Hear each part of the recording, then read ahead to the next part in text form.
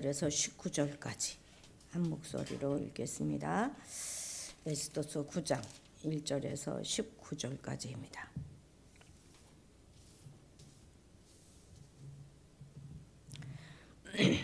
아달월 곧 12째 달 13일은 왕의 엄명을 시행케 된 날이라. 유다인의 대적들이 그들을 제거하기를 바랐더니 유다인은 도리어 자기들을 미워하는 자들을 제거하게 된 그날에 유다인들이 아하수에로 왕의 각 지방 각 읍에 모여 자기들을 해하고자 한 자를 죽이려 하니 모든 민족이 그들을 두려워하여 능히 막을 자가 없고 각 지방 모든 지방관과 대신들과 총독들과 왕의 사물을 보는 자들이 모르드게를 두려워하므로 다 유다인을 도우니 모르드게가 왕궁에서 존귀하여 점점 창대하매 이 사람 모르드게의 명성이 각 지방에 퍼지더라.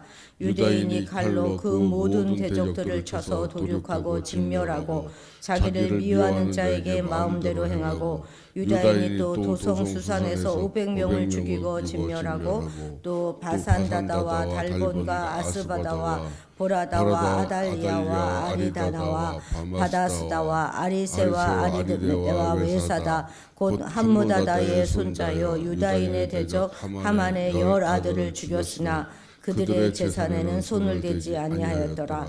그날에 도성 수산에서 도륙한 자의 수요를 왕께 하려니 왕이 왕후 에스더에게 이르되 유다인이 도성 수산에서 이미 500명을 죽이고 멸하고 또 하만의 10아들을 죽였으니 왕의 다른 지방에서는 어떠하였겠느냐.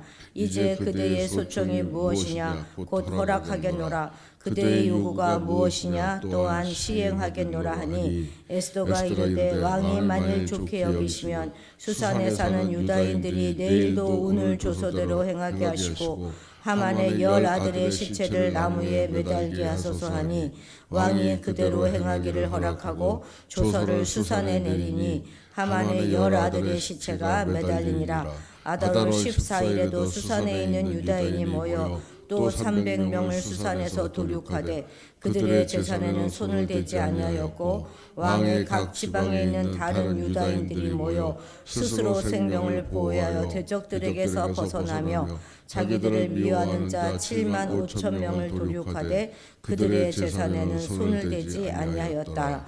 아달월 14일에 그 일을 행하였고 14일에 쉬며 그날에 잔치를 베풀어 즐겼고 수산에 사는 유다인들은 13일과 14일에 모였고 15일에 쉬며 이날에 잔치를 베풀어 즐긴지라.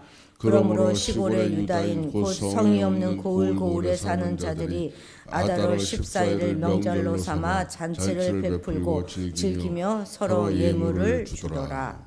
아멘.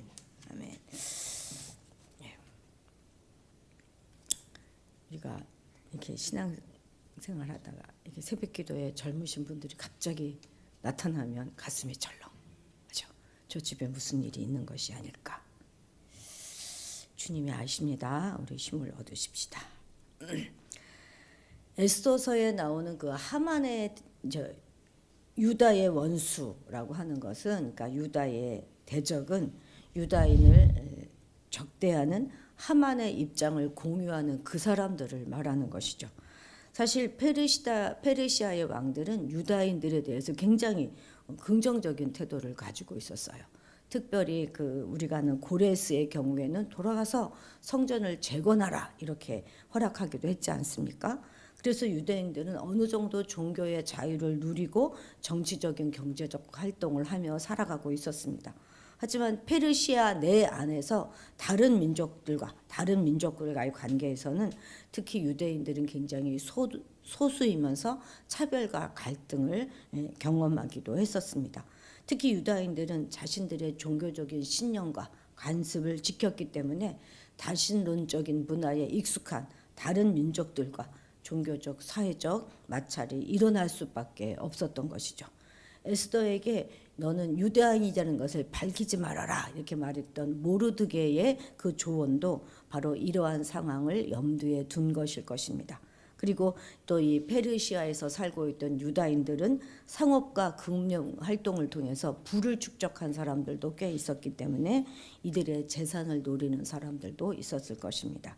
이제 오늘 읽은 이 9장은 드디어 시간이 흘러가지고 D-Day 12월 14일이 되었습니다. 우리 1절 같이 읽겠습니다.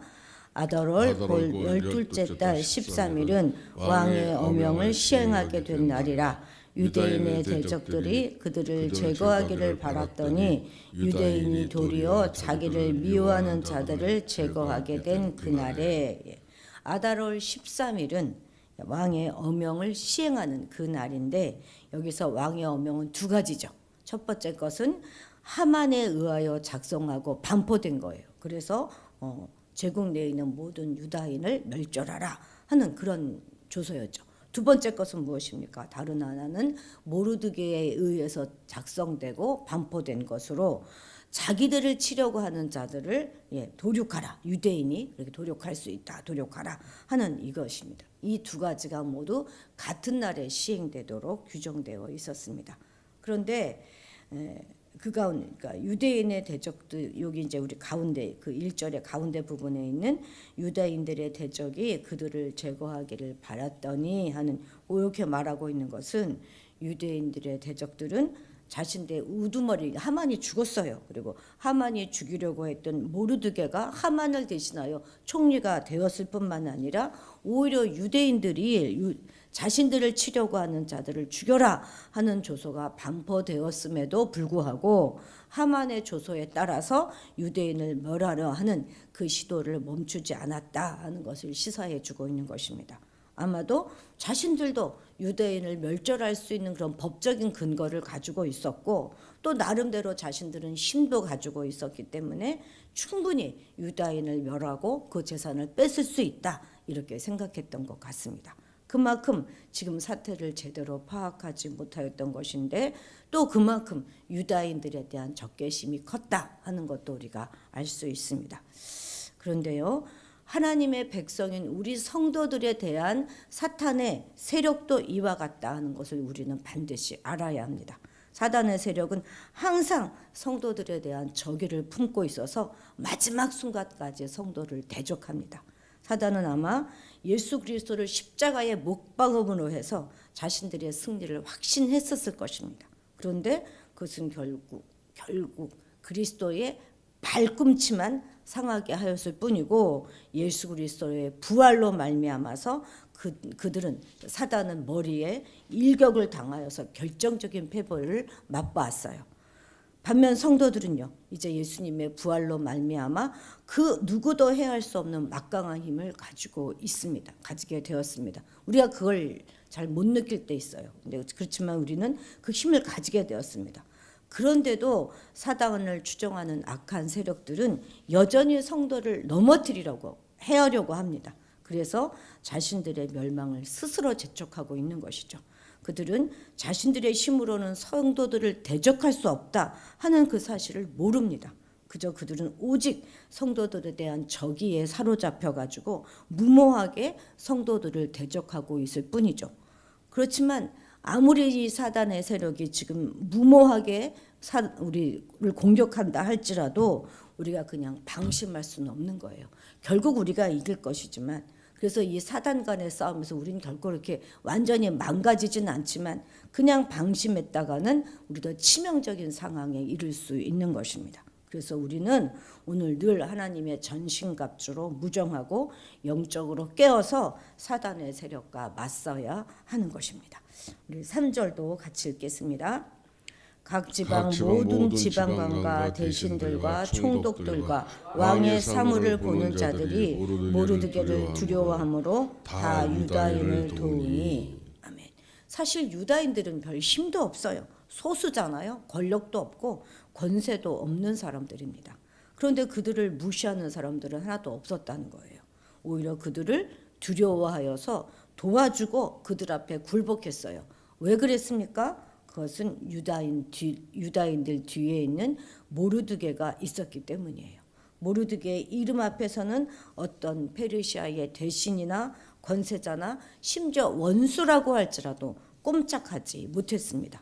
그런데요, 우리에겐 더 크고 신기한 이름의 권세가 있습니다. 무엇이죠? 그것이 바로 예수 그리스도의 이름에 있는 그 권세입니다. 모든 우리 성도들에게는 바로 이 예수 그리스도의 이름에 가진 그 권세가 있습니다. 우리는 이제 아무것도 아니고 배우지도 못했고 세상적으로 별 볼 일 없는 사람이다, 이렇게 핑계댈 수가 없는 거예요. 그리고 또 뭔가 누군가가 나에겐 특별한 은사가 있고 기적이 있다, 이렇게 주장하는 이들의 말에도 우리가 현혹될 것이 없습니다. 그리고 오직 주 예수 그리스도의 이름을 붙잡고 그 이름을 의지하며 우리가 살아가야 하겠습니다. 그 이름 안에 우리에게 필요한 모든 권세가 다 있음을 반드시 믿으시기 바랍니다. 10절도 같이 읽으십시다. 곧 함무다다의 손자요 유다인의 대적 하만의 10 아들을 죽였으나 그들의 재산에는 손을 대지 아니하였더라. 아멘. 이제 5절에서부터 쭉 10절까지는 자기들을 해하려고 하는 대적들을 진멸한 사실을 구체적으로 언급하고 있는데요. 지금 에스더서에서는 페르시아 지역에 벌어진 유대인과 또 유대인의 대적들 간의 싸움을 단순한 그런 갈등 정도로 보고 있는 것이 아니라 유대인과 대적들, 특히 하만의 민족인 아말렉과의 전쟁으로 해석하고 있는 것입니다. 그러니까 이것은 옛날 그 가나안 땅에서 완성하지 못했던 아말렉과의 진멸 전쟁을 지금 이방 땅에서 치르고 있다, 이렇게 해석하고 있는 것이죠. 물론 여기서는 뭐 진멸, 그러니까 헤렘이라고 하는 단어는 나오지 않지만 몰살이라든지 뭐 멸절, 죽임, 이런 단어들은 우리에게 충분히 진멸 전쟁을 상기시켜 줍니다. 그래서 이것 역시 에스더의 사적인 복수가 아니라 아말렉 진멸을 예고하였던 그 옛날 모세의 예언의 성취인 것이죠. 자, 12월 13일 하루 동안 수산성에서만 500명을 도륙하였습니다. 7절부터 9절까지는 죽인 사람들의 명단인데 여기 특별히 하만의 10 아들의 이름이 기록되어져 있지요. 그런데 여기 10절에, 우리가 읽은 10절에 보면 아주 특이한 사실을 하나 기억하고 있습니다. 그것은 유다인들이 그 대적을 멸하면서도 그들의 재선에는 일절 손을 대지 않았다는 것입니다. 그리고 이것은 우리 오늘 본문에서 15절에서도 16절에서도 언급되면서 무려 3번이나 강조되고 있습니다. 이렇게 3번이나 강조된다고 하는 것은 중요하다는 뜻이 아니겠습니까? 이것은 왕의 조서에도 분명히 대적을 진멸하고 그 재산을 탈취하라, 이렇게 명시되어 있을 뿐만 아니라 고대 사회에 있어서는 죽은 자의 재산을 탈취하는 것은 그냥 일반화된 그런 관습으로 전혀 불법이 아닌 것입니다. 그런데도 이들은 그렇게 취하지 않았다는 것이죠. 왜냐하면 이들이 대적을 진멸한 이유는 결코 재물에 있지 않았기 때문입니다. 이들의 본래적인 전적인 목적은 싸움을 명하신 하나님께 대한 신앙과 대적들로부터 자기들을 지키기 위해서 그렇게 싸웠던 것이죠. 그래서 이것들을 사람들에 알리기 위해서 이처럼 재물을 취하지는 않았다는 것입니다. 그런데 참 견물생심이라고 자기 집 눈앞에 이제 주인이 없어진 재물을 보고 그것을 취하지 않는다는 것이 쉬웠겠습니까? 길가에 떨어진 몇 개의 그 몇 장 안 되는 그 지폐 몇 개를 보고도 갈등하는 게 우리들 본심이잖아요. 그런데 그들은 하나님의 원수와 지금 싸우고 있다 하는 것을 알았고 아말렉을 진멸하라 하는 사무엘상 15장의 싸움의 연장선상에 우리가 있다, 이렇게 생각했다는 것입니다. 비록 사울은 전리품을 취함으로 버림을 받았지만 유다인들은 전리품을 취하지 않으므로 이 전쟁이 철저히 하나님의 전쟁이 되도록 한 것입니다. 우리의 모든 전쟁이 하나님의 전쟁이 되게 하기 위해서는 우리가 이렇게 거룩하게 구별된 삶을 살아야 하는 것이죠. 사망의 날이 될 뻔했던 날이 그래서 생명과 축제와 안식의 날이 될 수 있었던 것, 그것은 이와 같이 권리는 있었지만 욕심을 부리지 않았던 유대인들의 절제가 있었기 때문입니다. 우리 성도들 역시 세상 가운데서는 이와 같이 처신해야 되는 것입니다. 우리에게 부여된 자유와 권리라고 해서 모든 자유와 권리를 다 누리려고 해서는 안 된다는 거예요. 하나님의 영광을 얻으시도록 하기 위해서 때로는 당연히 우리에게 부여된 그 권리조차도 과감하게 포기할 수 있어야 하겠습니다. 하나님의 영광을 위하여 자신의 권리를 과감하게 포기했던 에스더와 유다인들을 귀감 삼아서 우리도 그와 같이 행할 수 있게 되기를 바랍니다. 13절 같이 읽겠습니다. 에스더가 이르되 왕을 많이 좋게 여기시면 수산에 사는 유다인들이 내일도 오늘 조소대로 행하게 하시고 하만의 10 아들의 시체를 나무에 매달게 하소서 하니. 아멘. 이제 이렇게 해서 15절에 보면 유다인들이 아하수에로 왕의 허락을 받아서 14일에도 이 수산성에서 300명을 도륙하였습니다. 이는 전날 500명에 미치지는 못하였지만 아직도 수산성에는 대적들이 많이 남아있다 하는 것을 보여주고 있는 것이죠. 에스더는 이러한 대적들을 남겨둔 채로 일을 마무리할 수는 없었습니다. 만일 그들을 그대로 남겨둔다면 그들은 훗날 또 다른 불행의 씨앗이 되어서 유대인을 위기에 빠뜨릴 가능성이 얼마든지 있었기 때문이죠. 근데 이처럼 에스더가 하루 더 유대인을 더 죽인, 유대인의 적을 죽인 것을 대해서 참 부정적으로 해석하는 사람들도 많습니다. 첫 번째는 적에 대하여 너무 과한 보복을 했다는 것이고, 둘째는 원수를 사랑하라 하신 그 예수님의 말씀과 어울리지 않기 때문이죠. 우리 살짝 그런 생각 들지 않습니까? 우리는 우리 이웃을 잘 용서하지 못하고 살아가면서 최소한 성경의 그 주인공들이 우리처럼 그렇게 살아가지 않는 모습을 보기 원하잖아요. 그래서 이렇게 원수를 갚는 모습이 살짝 마음이 좀 불편합니다.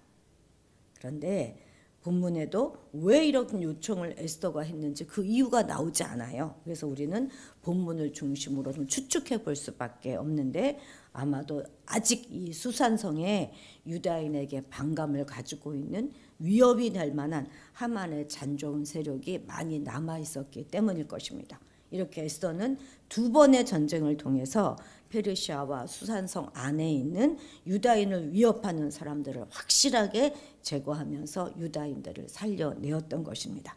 우리 성도들 역시 에스더와 유다인들이 그러했던 것처럼 우리의 대적을 다 멸하고 완전한 승리를 거두기까지 우리가 선한 싸움을 결코 멈추어서는 안 되는 것입니다. 우리의 대적들은 결코 우리와 화합할 수 없는 자들이에요. 우리가 공산주의와 화해가 되겠습니까? 타협이 될 수 있습니까? 절대 그럴 수 없습니다. 우리는 끝까지 싸워야 하는 것이죠. 서로 한 발짝 물러서서 대화와 또 양보하려고 하는 거, 그렇게 할 수 있다고 생각하는 것은 정말 순진해도 너무 순진한 생각이죠. 그래서 둘 중에 하나가 완전히 사라질 때까지 그 둘 사이의 갈등과 싸움은 끝까지 갈 수밖에 없는 것이죠. 이러한 상황 가운데서 우리가 만약 싸움을 중지한다면 어떻게 되겠습니까? 스스로 위기를 자초하게 되는 것입니다. 한 번의 승리가 우리에게 평화를 가져다 주지 않습니다. 대적의 완전한 멸망만이 우리에게 평화를 가져다 줄 것입니다. 그렇기 때문에 우리는 결코 선한 싸움을 중단해서는 안 될 것이죠. 주님이 다시 오셔서 대적들을 완전히 진멸하시는 그날까지 우리는 선한 싸움을 싸우고 또 싸우는 저와 여러분들이 되시기를 바랍니다. 기도하시겠습니다. 하나님께서 우리에게 허락해 주신 선한 가치들을 위하여 선한 싸움을 중단하지 않고 끝까지 싸워 승리하는 우리가 되게 하옵소서. 우리가 마땅히 누릴 수 있는 권리와 특권도 하나님 나라를 위하여 기꺼이 포기하며 양보하는 신앙인이 되게 하시고, 늘 하나님 나라를 사모하기에 견물생심의 탐심에서 벗어날 수 있게 도와주옵소서. 세상의 어떤 것, 권력도 돈도 명예도 어떤 높은 지위의 사람도 우리의 의지가 될 수 없음을 기억하고 오직 예수 그리스도의 이름만을 의지하며 살아가게 하옵소서. 늘 하나님의 말씀으로 전신갑주를 입음으로 어떠한 사탄의 공격에도 우리 자신과 우리 가정과 교회와 이 나라를 지켜내는 강한 믿음의 용사가 되게 인도하여 주옵소서. 감사드리며 예수님의 이름으로 기도드렸습니다.